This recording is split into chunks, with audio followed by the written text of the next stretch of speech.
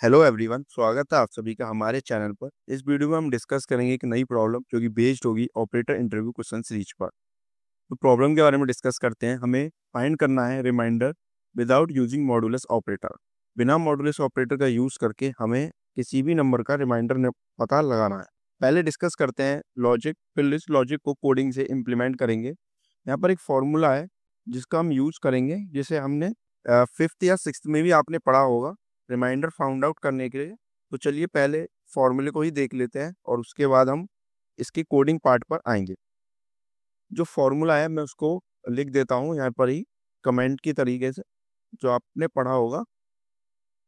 डिवाइडेंट is equal to divisor into quotient plus remainder. ये formula आपने class fifth या sixth में पढ़ा होगा। जब भी हम एक नंबर को डिवाइड करते हैं तो उसमें से ये चार चीजें होती हैं हमारे पास। अब यहाँ से अगर हमें रिमाइंडर पता करना हो तो उसके लिए हम रिमाइंडर को अपने लेफ्ट हैंड साइड पे भेज देंगे।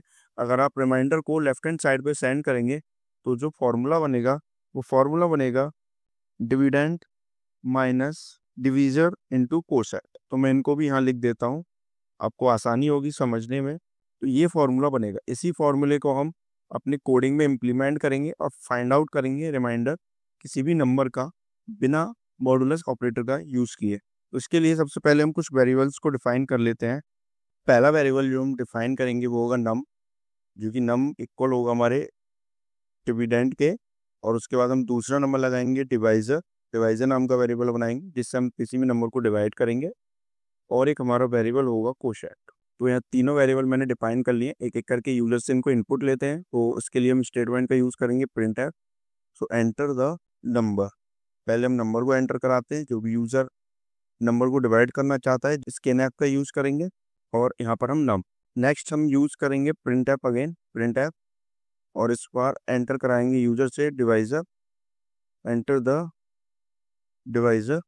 जिस नंबर से वो डिवाइड करना चाहता है इस नम वेरिएबल को, स्कैनफ करेंगे यूजर से इसको भी। और परसेंटेज डी कॉमा डिवाइजर। अब हमने दोनों मेन इनपुट्स को ले लिया है यूजर से। अब फॉर्मूले में इम्प्लीमेंट करते हैं इसको। यहाँ पर हम इंट रिमाइंडर नाम का एक लोकल वेरिएबल बनाएंगे। रिमाइंडर इज इक्वल्स टू जो भी हमारा डिविडेंड है, हमारा जो भी डिविडेंड है पहले उसको डिवाइड कर लेते हैं। उसके बाद हम रिमाइंडर वाला फंक्शन को यूज़ करेंगे, फॉर्मूले को यूज़ करेंगे। तो जो हमारा कोशेंट होगा वो कोशेंट इज इक्वल्स टू होगा नम डिवाइड बाई डिवाइजर। इससे हमारा कोशेंट भी निकल जाएगा। अब हमारे पास सारे फॉर्मूले में जितने भी वेरिएबल्स का यूज हो रहा है वो हमारे पास अवेलेबल है, बस हमें इन्हें फॉर्मूले में पुट कर कर रिमाइंडर निकालना है। तो फॉर्मूले में पुट करने के लिए मैंने एक लोकल वेरिएबल बना लिया है इंट रिमाइंडर। और remainder is equals to dividend. तो हमारा डिविडेंड जो होने वाला है वो है नम। तो यहाँ पर मैं नम लिख दूंगा, माइनस ब्रैकेट लगाऊंगा मैं। और जो हमारा दूसरा है वो है डिवाइजर। तो डिवाइजर हमने एक वेरिएबल बनाया था, उसको कॉपी करके इधर इनटू, और जो भी हमारा कोशेंट है, कोशेंट हमारा ऊपर निकाल लिया है हमने, उसको यहाँ पर पेस्ट करके टर्मिनेट कर देंगे। और फिर हम नेक्स्ट लाइन पे टैप करा लेंगे अपना आंसर। तो मैं लिख देता हूँ answer is equals to percentage D remainder. हमने अपना जो भी प्रोग्राम है प्रॉपरली लिख लिया है। एक बार उसको रन करके और इसके आउटपुट को चेक करते हैं। तो हमसे पूछ रहा है एंटर द नंबर। मैं मान लेता हूँ मैं 5 एंटर करता हूँ। और अब जो डिवाइजर पूछ रहा है तो मैं 3 एंटर करता हूँ। अगर हम इसको मैनुअली डिवाइड करेंगे तो हमारा रिमाइंडर जो आएगा 2 आएगा। तो अब आप देख सकते हैं हमारा आंसर भी 2 आ रहा है।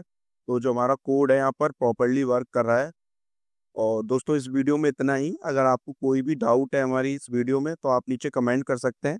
और इस कोड की PDF आपको हमारे टेलीग्राम चैनल पर मिलेगी, तो आप वहाँ जाके हमें जल्दी से फॉलो कर सकते हैं। Thank you for watching this video.